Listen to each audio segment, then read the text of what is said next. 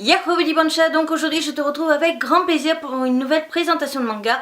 Et dans cette vidéo, on va parler du manga Le Garçon du Train. Moi aussi, je pars à l'aventure.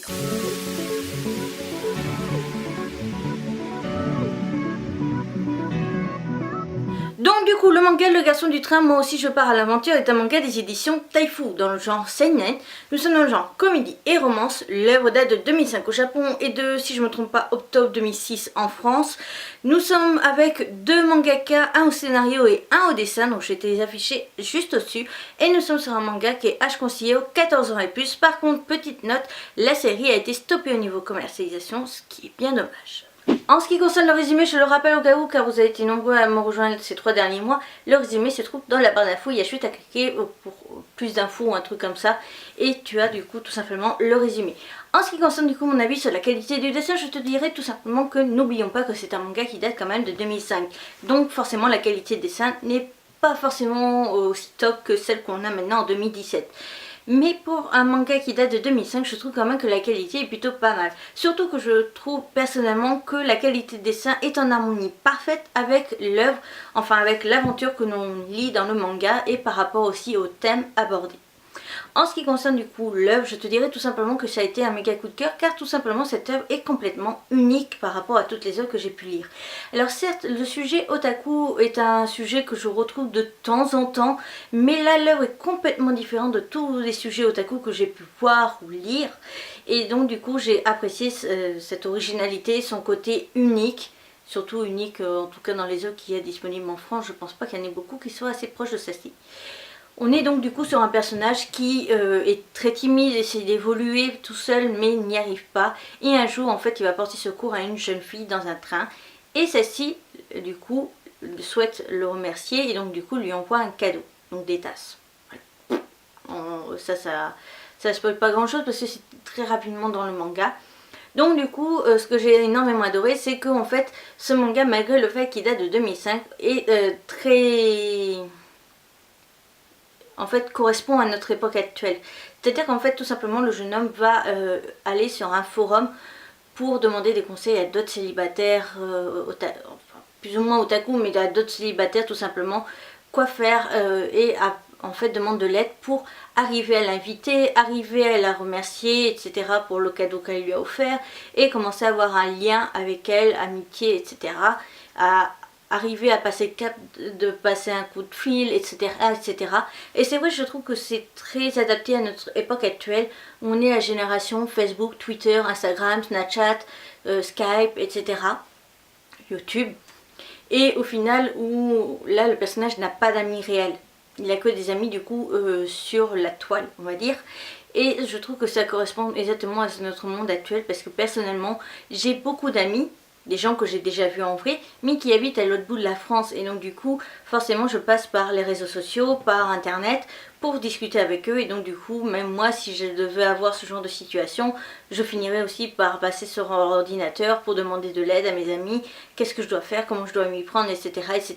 Et donc du coup, j'ai trouvé ça plutôt sympa. En plus, c'est très original, l'œuvre est assez sympa et la façon dont elle est tournée est plutôt agréable. On est sur une petite œuvre toute douce, mais j'ai trouvé l'idée top, changeante, agréable, fun, originale, parfaite. Et voilà, personnellement ça a tout simplement été un méga coup de cœur, malgré le fait que personnellement le jour où tu verras cette vidéo, je l'ai revendue à une collègue youtubeuse. Je te mettrai, si j'y pense d'ici là, le lien du coup de la youtubeuse en question dans la barre d'infos qui a acheté du coup ce manga. Mais personnellement, même si je l'ai revendu, ça a tout simplement été un méga coup de cœur. Et franchement, si tu peux trouver cette œuvre, et vu que la série est qu'en 3 tomes, si tu la trouves en occasion, n'hésite pas à foncer et à l'acheter parce que personnellement, je l'ai juste surkiffé. Donc je sais qu'il y a eu plus ou moins une réadaptation dans une autre format, etc. Mais je sais pas trop en fait ce que c'est. Si c'est vraiment une réédition, si c'est une modification qu'il y a eu. Mais même cette modification a été aussi stoppée au niveau commercialisation. Donc c'est vraiment très très dommage parce que cette œuvre-là, maintenant à notre époque, je pense qu'elle marcherait plutôt bien, même si la qualité de dessin est assez particulière pour du 2017. Voilà. Pour terminer mon avis sur les couvertures, je te dirais tout simplement que pour une fois ça n'a pas été un coup de cœur. Ça a plus été un j'adore qui va être quand même assez proche du j'aime bien. honnêtement. Donc le seul point positif que je te dirais par rapport aux couvertures, c'est tout simplement les couleurs. Pourquoi? Parce que tout simplement pour moi justement une couverture très colorée avec des couleurs très très vives comme ça vont attirer le regard. Parce que rien que dans justement une étagère par exemple dans une boutique etc. Ça va attirer le regard, ça va attirer l'œil tout simplement parce que c'est très coloré, que ça reste une couleur unie, donc ça a été encore plus l'œil je trouve que les trucs dégradés comme en fait aujourd'hui le jour où je filme ça j'ai filmé mon avis sur la partie 1 de Is the Beast, voilà pour te donner une idée. Donc oui la vidéo date un petit peu. Et donc du coup en fait en ce qui concerne ça, personnellement ça va attirer mon regard plus que comme je disais Is the Beast ou une couverture où ça va être noir ou blanc ou très très sombre etc. Donc oui ça c'est le gros point positif, ce sont les couleurs. Par contre ce que je n'ai pas aimé c'est l'ensemble de la jaquette parce que pour moi c'est trop dégagé. Donc autant pour ceux qui me connaissent, tu dois savoir que j'adore quand les couvertures sont assez dégagées, mais j'ai plus une préférence pour l'arrière quand c'est dégagé que pour l'avant. Pour l'avant il faut vraiment qu'on mette quand même assez le paquet, pas forcément quand même pour que ça soit trop chargé, mais il faut quand même mettre le paquet pour te donner envie d'ouvrir le bouquin. Là personnellement quand je vois ça, j'ai pas spécialement envie d'ouvrir le bouquin. J'adore l'écriture à chaque fois de chaque truc, enfin pour là le titre et l'espèce de sous-titre. Mais après, c'est vrai qu'il y a très très peu d'informations parce qu'on va avoir juste le nom du mangaka, que c'est d'après l'œuvre originale de Hidetori Nakano, pardon. Et voilà, là on a aussi un nom, on a les éditions Taifu et basta. Pour moi, c'est pas assez travaillé, il me manque quelque chose, vraiment pour me donner envie. En ce qui concerne l'arrière, par contre, ce que j'ai adoré, c'est encore le titre en écriture, j'aime bien aussi l'illustration, je vais te la mettre en plus gros à côté, qui voilà, est très, comment dire, elle représente réellement la situation du personnage. Et ce que j'aime en fait c'est tout simplement le résumé qui est très bien choisi. Donc déjà on a une espèce de test d'accroche qui moi personnellement va plus me donner envie d'acheter quand il y a un test d'accroche comme ça, parce que c'est souvent ça qui me donne envie d'acheter plutôt que le résumé même. Donc à l'arrière du coup au niveau du test d'accroche il y a marqué: le Japon est en effervescence, un simple accident de train a changé le destin d'un garçon. Donc ça j'ai vraiment apprécié et c'est ça qui va me donner personnellement envie de lire ou d'acheter ou même d'ouvrir le bouquin. C'est ce genre de petites phrases d'accroche. En ce qui concerne du coup le tome 2, certes ça va nous résumer un petit peu plus ce qui s'y passe. Enfin voilà, les illustrations sont bien choisies mais c'est trop dégagé encore à mes yeux. Là il faudrait quelque chose quand même. Autant on peut garder un titre aussi gros, ça me dérange pas, mais là mettre quelque chose. Il manque quelque chose pour moi. Voilà. En ce qui concerne l'arrière, j'adore l'illustration aussi qui est sublime.